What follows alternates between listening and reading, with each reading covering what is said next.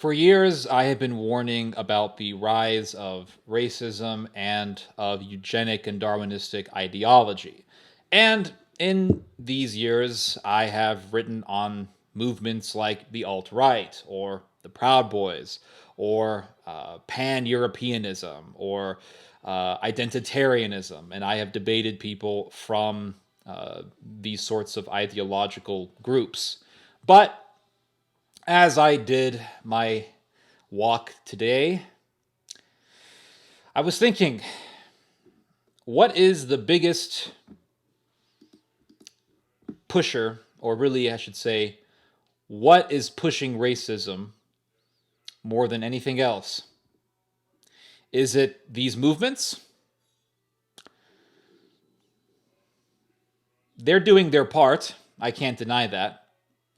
But at the same time, I must say that the biggest pusher, the biggest amplifier for racism is not the Proud Boys, it's not the alt-right, it's not the identitarians, it's the media.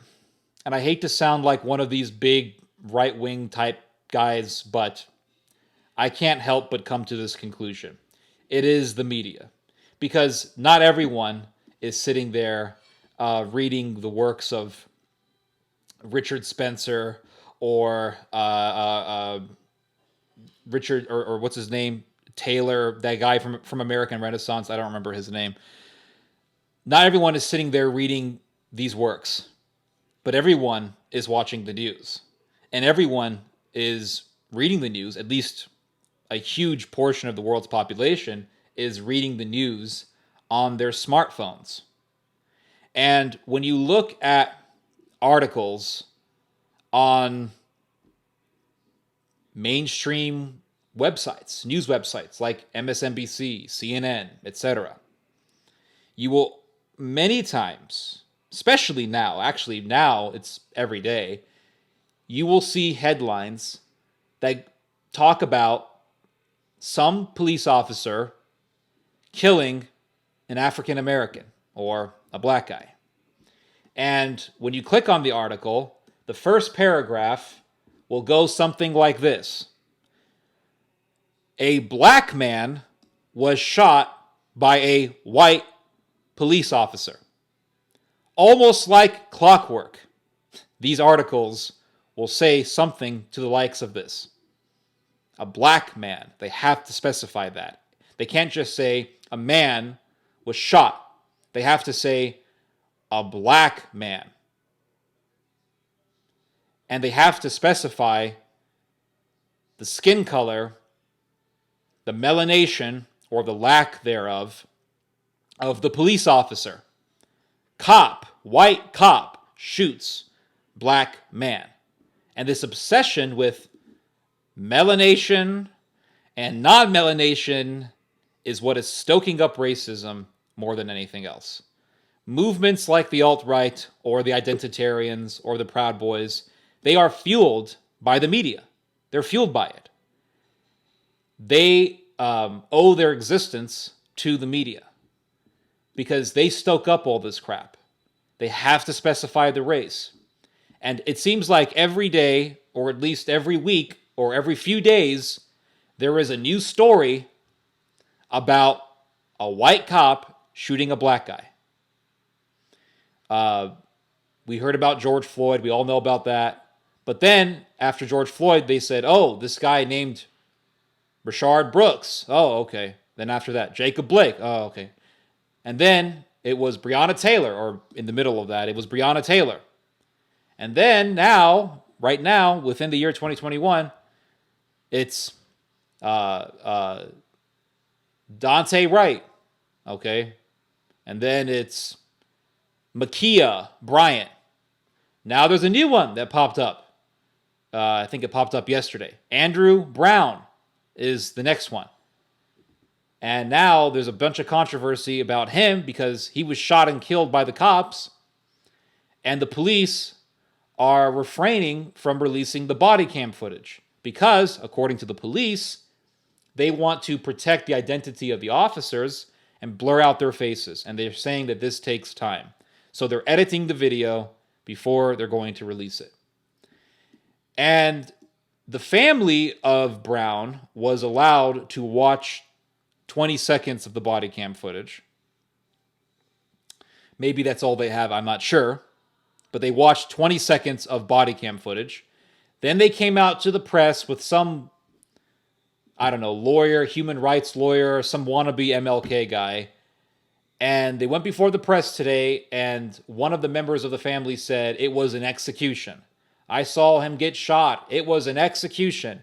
And so now the media, before even the body cam footage is released, is already putting this woman's words on as a headline. Execution, execution. And don't give me this bull crap that they're just reporting the news.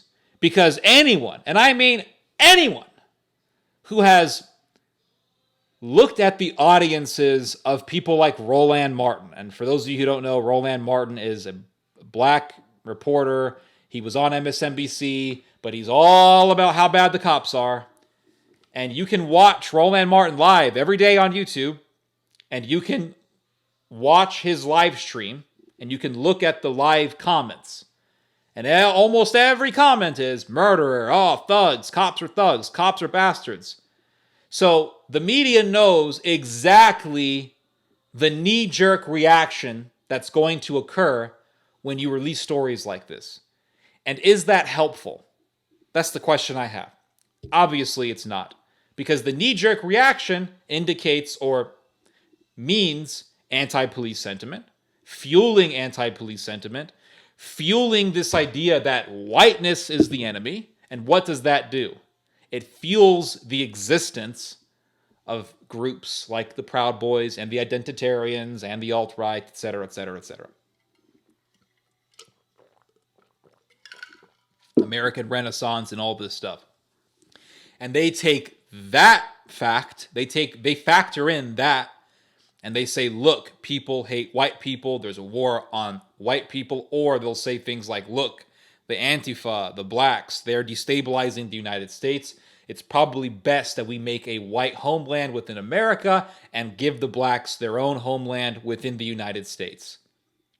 And they start pushing these ideas. And then, of course, you have the Pan-Africanists who say things like, well, you know, give Mississippi to the blacks or something like that. You know, the Mississippi River is the Nile River and we're living in Egypt or some crazy stuff like that. So the biggest pusher is the media. And when you look at the criminals that they are praising or that they are trying to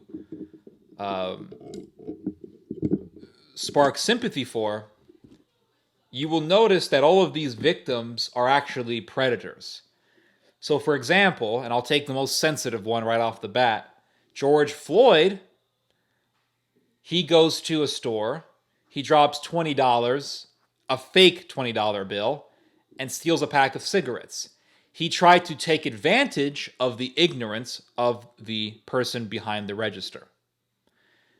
That's predatorial behavior. When you take advantage of people's ignorance for your own gain, for your own material gain, that's predatorial behavior. Dante Wright is another guy that the media is trying to stoke up sympathy for, really stoke up anger for. And Dante Wright was a guy who saw that a woman had received $820 in rent money. I believe she was the landlord. He saw that she got paid this money. He then told his friend, let's rob this woman, or they told each other, let's rob this woman. I don't know who was the one who first came up with the idea of robbing this woman. Dante Wright chokes this woman and says, give me the money or I'll shoot you. And he puts a pistol on this woman's head. The woman screams so loud that Dante Wright and his partner in crime run away because they feared the police, which is very fascinating because there's all these people talking about defunding the police. And this story is just one of many that evidences the fact that we need the police. Dante Wright gets arrested, gets out on bail, And then what happens? He possesses a firearm illegally. There is then a warrant out for his arrest. The fact that he wanted to rob a woman upon seeing her being paid rent money, he takes advantage of the fact that she's a woman, because women are naturally less strong than men, generally speaking. I mean, we're not talking about cage fighters here, okay? He takes advantage of the fact that she is a woman and then tries to physically take advantage of her by choking her. That is predatory behavior. Daunte Wright is a predator. And here we have some wannabe Martin Luther King Jr. talking in front of the press saying, Daunte Wright was a child of God. No, he was not. Daunte Wright was a child of Belial, and a child of Mammon. But yet we're praising this guy as a child of God. It's as if these people want to just continually live in the 1960s. They're like these guys who listen to 1990s music all day because they're just riddled with nostalgia. Yeah, I'm guilty of that myself. But it's like these people are stuck in the 1960s and they don't want the 60s to end. They want to be MLK. It's like, okay, those days are over.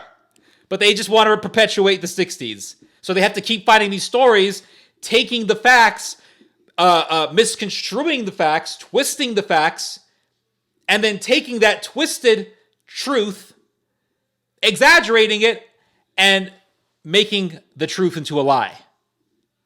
Daunte Wright was shot. Yes, he was shot and killed. That is a fact. Daunte Wright was a young man. Yes, that is a fact. But Daunte Wright was also a predator. And he's not deserving of any sympathy. He got shot and he brought that upon himself by escalating the situation with officers and by robbing a woman and committing a crime and having a warrant out for his arrest. He did it to himself. He messed up. Big time. But he's a predator. Why are we praising a predator? Why are we praising a predator? Because America has a culture of criminality. And it's not just something that is limited to the African American population. It is something that spans throughout the American society, be it amongst whites, blacks, or Hispanics. There is a reverence and a very twisted fascination with criminality in the United States. It's why Charlie Manson received more love letters than any other criminal in American history. It's why Ted Bundy got married while he was in prison. And it's why Richard Ramirez married a woman who was a member of the jury that condemned him. It's why when you walk into any bookstore in the United States, there is an entire section on crime and criminals and serial killers. It's why when you talk to Americans, be they old grandmothers watching Nancy Grace or millennials or Zoomers, many of them will tell you about their fascination with a particular serial killer, be it Dahmer, be it Edmund Kemper, be it Charlie Manson or Richard Ramirez or whoever. And when you talked, and I remember, just to give you guys an anecdotal example, I remember when I was in high school talking to a teacher about Charlie Manson. And I said, why is Charlie Manson still in prison, getting interviewed by reporters? Why hasn't he been executed already? He is a mass murderer. And she said, well, we need to study the criminal mind. Why do we care about the criminal mind? All we need to know is, did he or did he not commit the crime? If he committed the crime, then he deserves punishment. That is all that we as a society should be concerned about. I admire the way that the Chinese deal with serial killers. They have the trial. Once the person is found guilty, then they have the execution. And media is not really allowed to expose tremendous amounts of information to the public. I've done research on Chinese serial killers. And one thing I notice is that there's very little information on them. They say, these are their crimes. This is how many people they killed. He was found guilty on this day. He was executed on this day. And that's all you need to know about him. You don't need to know about his childhood. You don't need to know about his childhood trauma. You don't need to know about how his parents treated him. You don't need to know about his fascination with blood and gore. You don't need to know about his fetishes. You don't need to know about any of those things. All you need to know is that this person is evil, and this was the just punishment that was given to him. That is that. But we have a fascination with criminals. We also have a sympathy with criminals. Watch any Charlie Manson interview on YouTube, watch any Ted Bundy interview on YouTube, and read the comments. He seems like a very rational person, seems like a pretty laid-back guy.